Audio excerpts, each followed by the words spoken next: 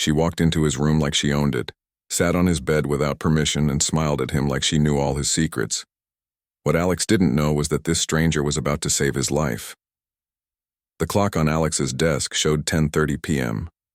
He rubbed his tired eyes and looked at the mountain of books scattered around him. Economics was never his favorite subject, but tomorrow's midterm exam wasn't going to solve itself. His small dorm room felt like a prison made of textbooks and empty coffee cups. The hallway outside was mostly quiet now. Most students were either sleeping or at weekend parties. Alex's roommate Mike had gone home to visit his family, leaving Alex alone with his studies. Sometimes he envied Mike for having a family that actually wanted to see him on weekends. Alex picked up his highlighter and tried to focus on Chapter 12. Supply and demand curves blurred together on the page. He had been studying for 6 straight hours and his brain felt like mush. The fluorescent light above his desk flickered, making his eyes water. He stood up to stretch his back and walked to the small window. Outside, he could see groups of students walking between buildings, laughing and talking. For a moment, he wondered what it would be like to be one of those carefree people who seemed to make friends so easily. That's when he heard footsteps in the hallway. They stopped right outside his door. Alex waited for a knock. Instead, his door handle turned slowly, and the door swung open. A girl walked in like she belonged there. Alex recognized her from his statistics class. She sat 3 rows ahead of him, always arriving exactly on time with perfect notes. He knew her name was Lisa, but they had never really talked beyond quick hellos. Alex stood frozen by his window, watching as Lisa closed the door behind her. She wasn't dressed for a party like most students on Friday nights. She wore a simple blue sweater that looked comfortable and worn in, along with dark jeans. Her long brown hair was pulled back in a messy bun with a few strands falling around her face. What shocked Alex most was how comfortable she looked. She wasn't nervous or apologetic about entering his room without permission. She looked around his small space, taking in the scattered books, the unmade bed, the empty pizza box on his dresser. Hi Lisa, Alex managed to say, his voice cracking slightly. Is everything okay? She didn't answer right away. Instead, she walked past his desk, stepping carefully over the books on the floor.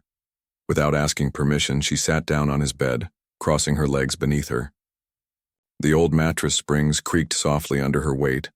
Alex felt his heart beating faster. This was definitely not normal behavior. People didn't just walk into other people's rooms and make themselves at home, especially not people he barely knew. Lisa looked up at him with a smile that made his stomach flip. It wasn't a polite smile or an embarrassed smile. It was confident and bold, like she knew something he didn't. Her dark eyes seemed to see right through him. Your door was unlocked, she said simply, as if that explained everything. Alex blinked. But you could have knocked. I could have, she agreed, still smiling. But I didn't want to. The honesty in her voice surprised him. Most people would have made excuses or apologized. Lisa didn't either. She just sat there on his bed, looking perfectly comfortable while Alex felt like his whole world had shifted sideways. I needed somewhere quiet to think, she continued, leaning back against his pillow. And your room always seems peaceful when I walk by. You walk by my room often? Alex asked, moving away from the window. He felt awkward standing there like a statue. Sometimes, Lisa said. I live 2 floors up. I take the stairs instead of the elevator, and I always notice your light is on late at night. You're always studying. Alex wasn't sure if that was a compliment or just an observation. I'm not very good at economics, he admitted. Takes me longer than most people. I doubt that, Lisa said. I've seen your test scores. Professor Williams posts the grade distributions, remember? You're in the top 15%. The fact that she had noticed his grades made Alex feel warm and confused at the same time. You pay attention to other people's scores? I pay attention to you, Lisa said, so casually that Alex almost missed the significance of her words. He sat down on his desk chair, turning it to face her. Why? Lisa was quiet for a moment, looking down at her hands. When she looked up again, her confident smile had softened into something more vulnerable. Because you seem real, she said. Everyone else is always trying so hard to be someone they think they should be, but you just are who you are. even when you think nobody's watching. Alex felt his cheeks getting warm. I don't think I'm anything special. That's exactly what I mean, Lisa said. You don't perform for people. You don't pretend to be cooler or smarter or more interesting than you are. You're just Alex. The way she said his name made something flutter in his chest. He realized he had never heard her voice this much before. In statistics class, she was always quiet, focused, serious. But here in his room, her voice was warm and thoughtful. What about you? Alex asked. What are you really like when you're not in class? Lisa's smile returned, brighter this time.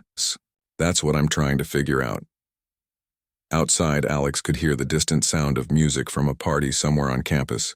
A group of students walked by in the hallway, their voices loud and cheerful. But inside his small room, everything felt still and important. I should probably let you get back to studying, Lisa said, but she made no move to leave. It's okay, Alex said quickly. I needed a break anyway. And for the first time all semester, that was completely true. The economics textbook lay forgotten on his desk. The midterm exam suddenly seemed much less important than understanding why this mysterious girl had chosen his room, his bed, his company on a Friday night, when she could have been anywhere else. Lisa shifted on his bed, getting more comfortable.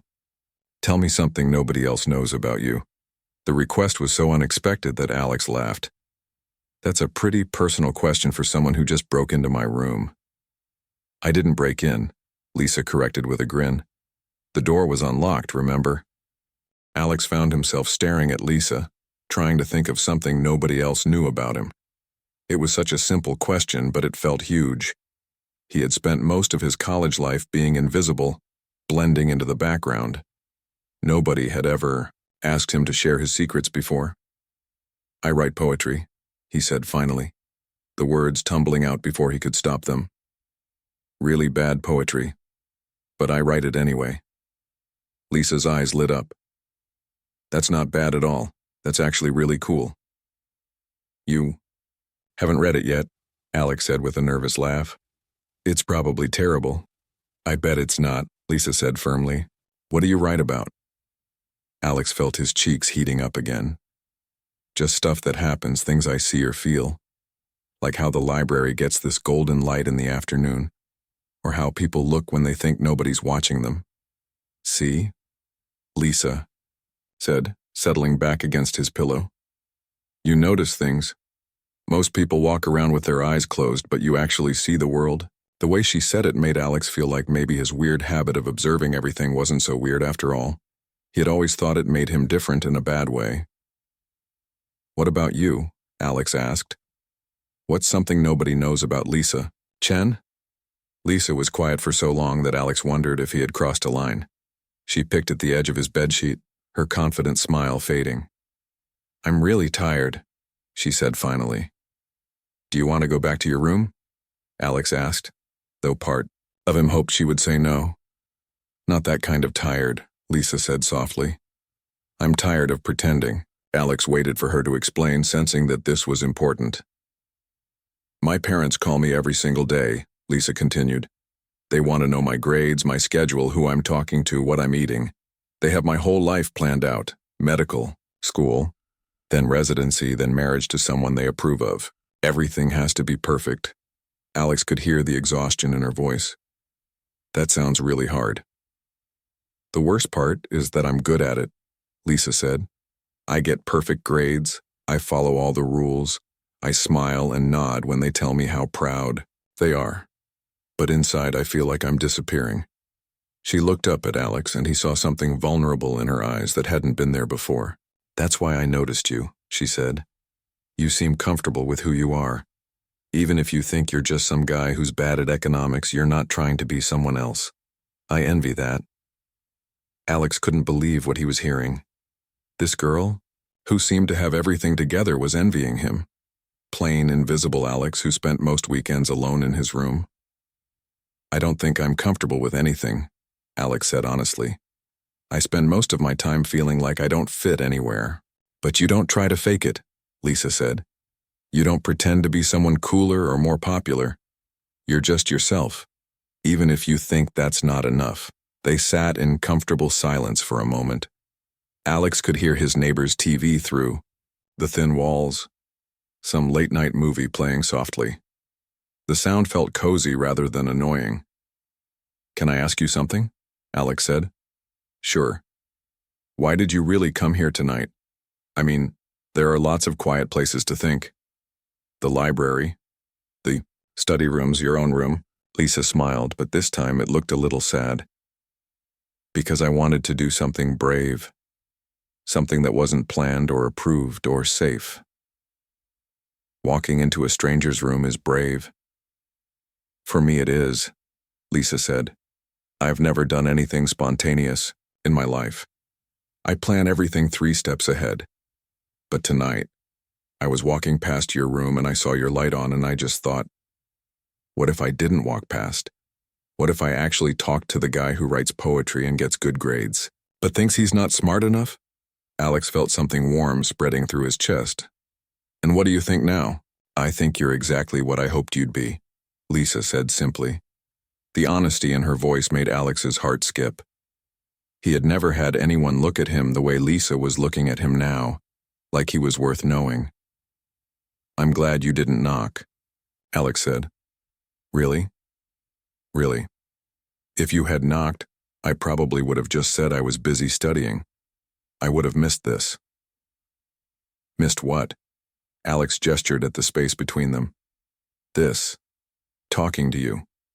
Finding out that you're not just the serious girl from statistics class." "And what am I?" Alex thought for a moment.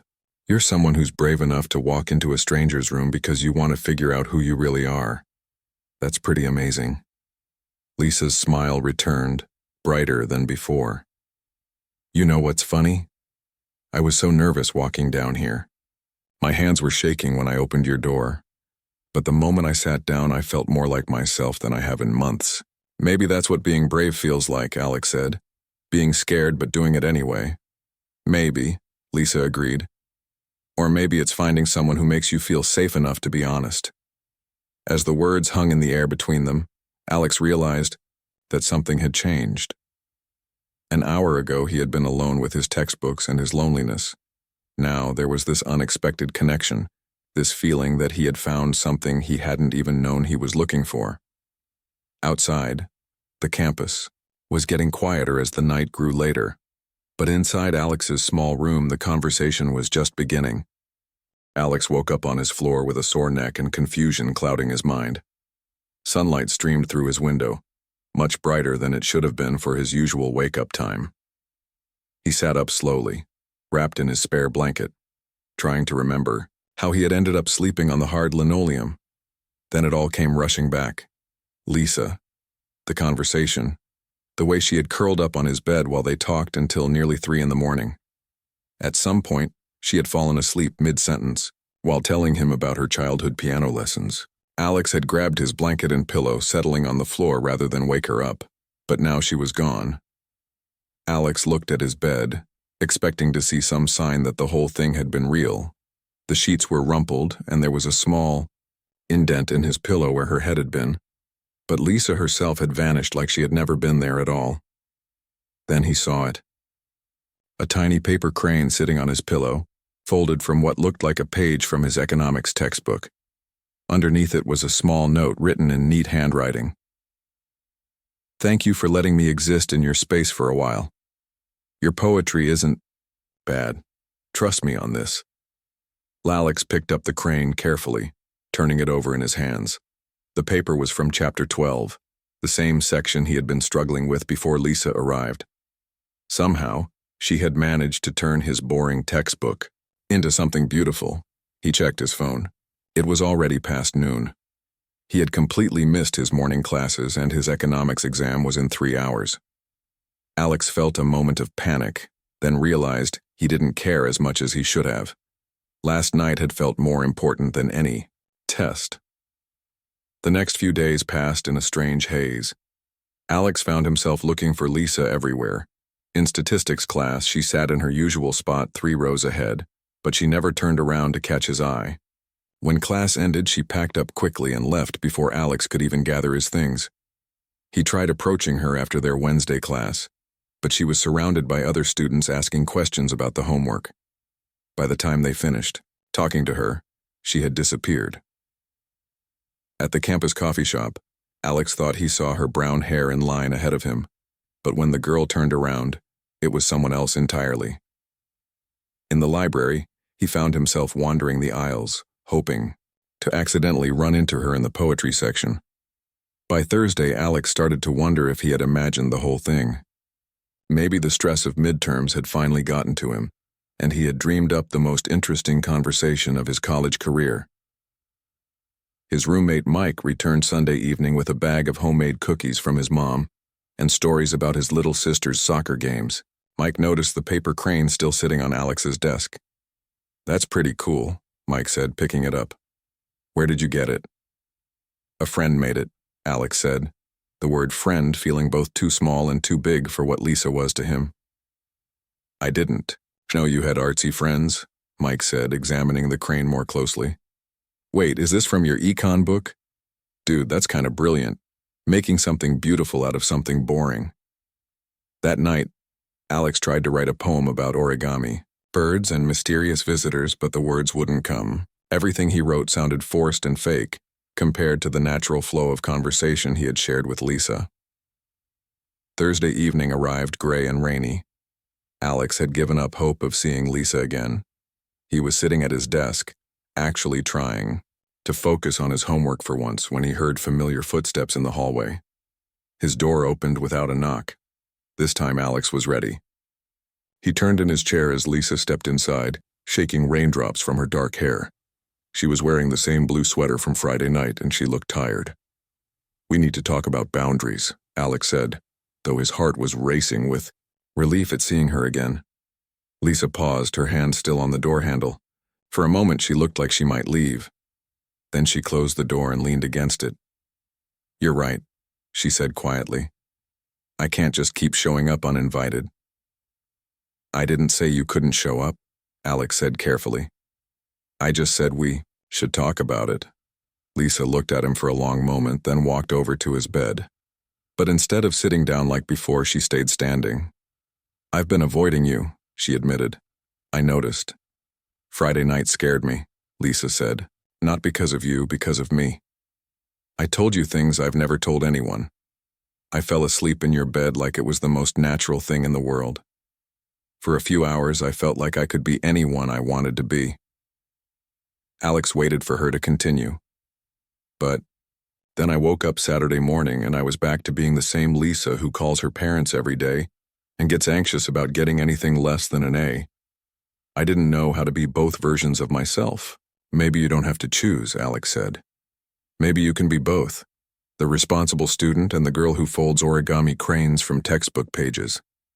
Lisa finally smiled, the first real smile he had seen from her all week. "You kept it." "Of course I kept it. It's the most interesting thing that's ever happened to my economics book." She laughed, and the sound filled his small room with warmth.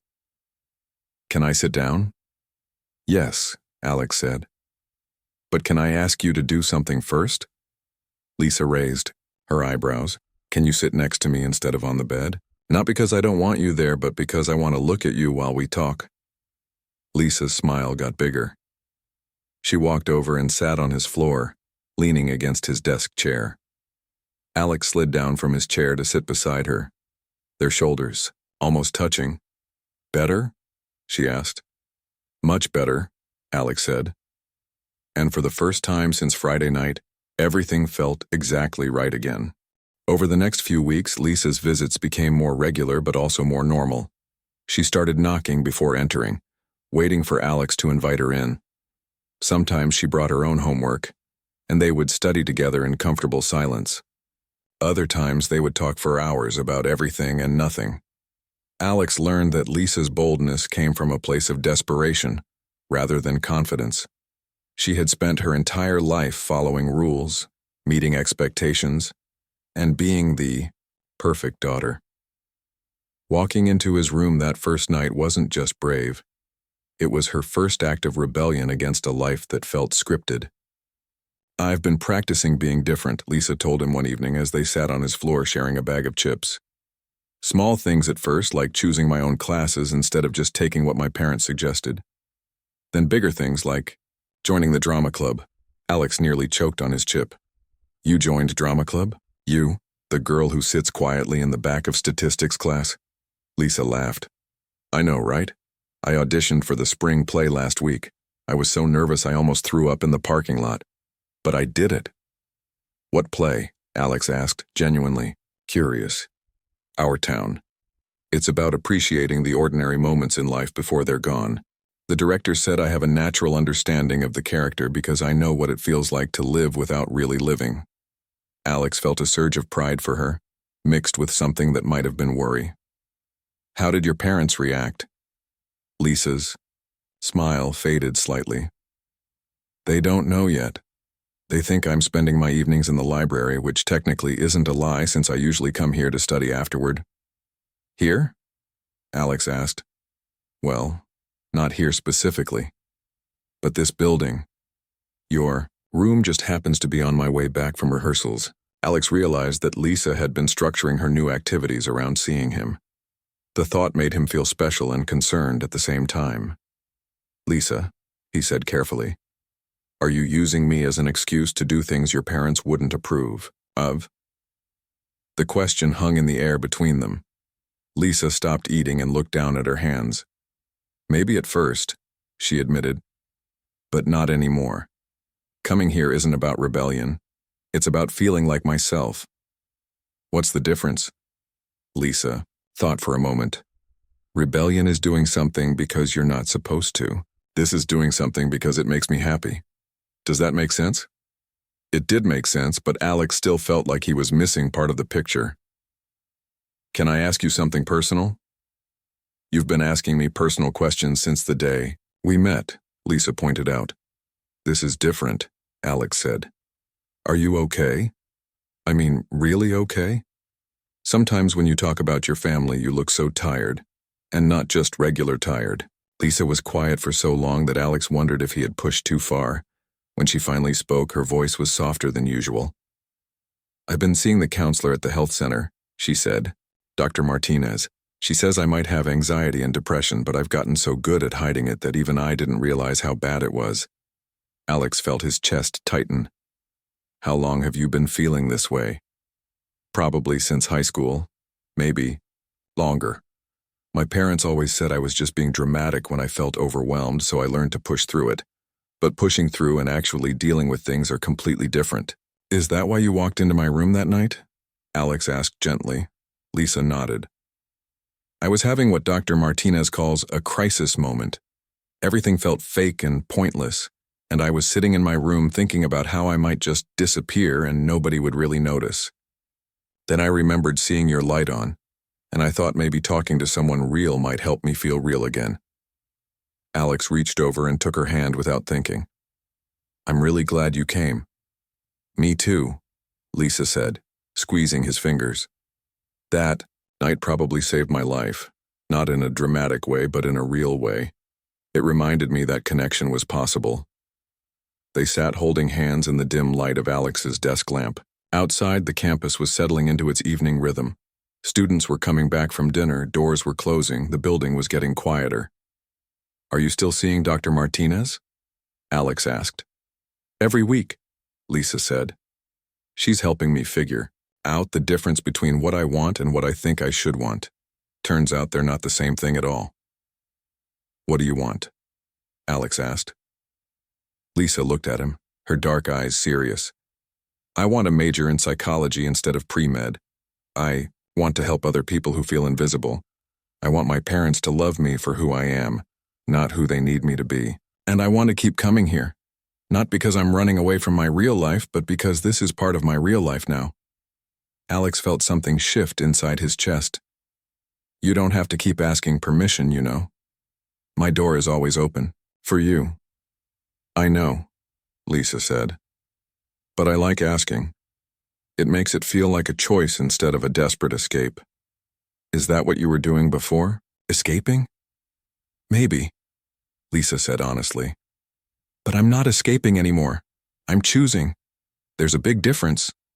Later that night, after Lisa had gone back to her own room, Alex sat at his desk trying to process everything she had told him. He pulled out his notebook and wrote a poem about doors that open without knocking, and the difference between running away and running toward something. For the first time since he started writing, the words came easily. Spring semester brought changes that Alex never could have imagined. Lisa's transformation was remarkable, but it wasn't the dramatic kind you see in movies. It was quieter, more real.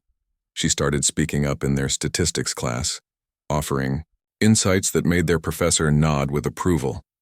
Her grades stayed excellent, but now they reflected her own interests rather than just her parents' expectations. The spring play was a huge success. Alex attended the opening night, watching from the back row as Lisa commanded the stage with a presence he had never seen before. She wasn't the same girl who had snuck into his room months ago. This Lisa was confident in a way that felt earned, rather than performed. After the show, Lisa found Alex in the lobby, still wearing her stage makeup and costume. "You came," she said, slightly out of breath from the performance. "Of course I came," Alex said. "You were incredible up there. I mean, really incredible." Lisa's smile was radiant. "I felt like myself the entire time. Do you know how rare that is for me?" Alex did know because he had been going through his own changes. Inspired by Lisa's courage, he had submitted 3 of his poems to the campus literary magazine. To his shock, they had accepted all 3. Seeing his words in print had given him a confidence he hadn't known was possible.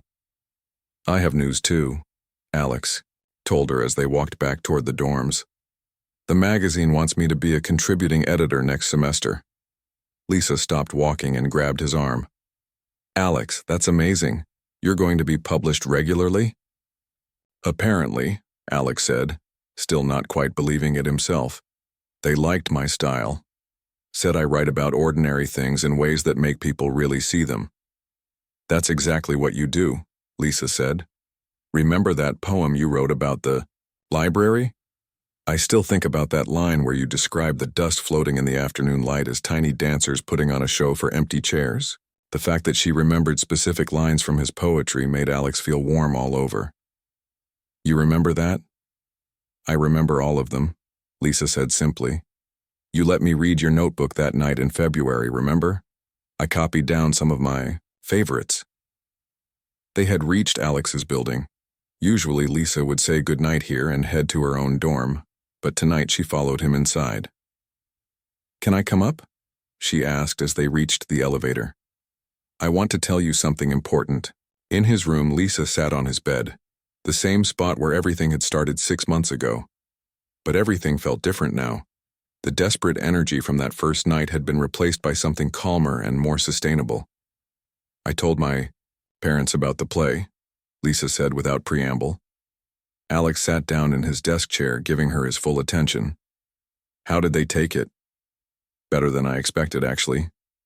My mom was upset that I hadn't told them sooner, but she said she was proud of me for trying something new. My dad was quiet for a long time. Then he said he remembered wanting to be in his high school play but being too scared to audition." "That's really good, Lisa." "It gets better," she said, her eyes bright with excitement. "I also told them I want to change my major to psychology. There was a lot of yelling and my mom cried, but eventually they said they just want me to be happy. I think they're starting to understand that their version of my happiness and my actual happiness aren't the same thing." Alex felt proud of her and a little awed by her bravery. "That must have been terrifying." "It was," Lisa admitted. "But you know what? It was the good kind of terrifying, the kind that means you're growing." They talked until late, sharing stories about their childhoods, their dreams, their fears about the future. It was like that first night all over again, except now they knew each other well enough that the silences were comfortable rather than loaded with mystery. "I need to tell you something," Lisa said as the clock approached midnight. "That first night when I walked into your room without knocking, I didn't just need somewhere quiet to think." Alex waited. "I had been walking by your room for weeks wanting to talk to you but not knowing how. That night I was feeling so disconnected from everything that I thought I might just fade away completely. I saw your light on, and I made a decision to either connect with another human being or give up trying altogether. The weight of what she was telling him settled over Alex. I had no idea. I know, Lisa said. I'm telling you now because I want you to understand what that night meant to me. It wasn't just about being brave or rebellious. It was about survival. And you, just by being yourself, by letting me exist in your space, helped me remember that I wanted to survive. Alex felt tears prick his eyes. Lisa, I'm not telling you this to make you feel responsible for me, she said quickly. I'm telling you because I want you to know that your kindness matters more than you realize. The way you listened to me, the way you shared your poetry, the way you made space for me to figure out who I am. That changed my life. Alex stood up and moved to sit beside her on the bed. You changed mine too. Before you showed up, I felt invisible. Now I feel like maybe being seen isn't so scary after all. Lisa leaned her head against his shoulder. We're pretty good at this, aren't we? At what? Being friends. Being real with each other, growing up. Alex smiled. Yeah, we are. Can I ask you something? Lisa said. Always. Will you keep writing poetry? Will you keep acting in plays? Yes. Then yes, Alex said. We'll keep being ourselves, just better versions. As Lisa prepared to leave that night, she paused at the door. For a moment, Alex thought she might walk out without knocking like she had that first night. Instead, she turned back to him. Thank you, she said simply. For what? For leaving your door unlocked that night. For letting me in. For helping me figure out that I'm worth knowing. Thank you for being brave enough to walk through it, Alex replied. After she left, Alex sat at his desk and wrote in his notebook. The poem was about doors and choices, about the difference between breaking in and being invited in, about two people who helped each other discover that they were worth knowing all along. Outside his window, the campus was quiet, but inside his room, everything felt full of possibility.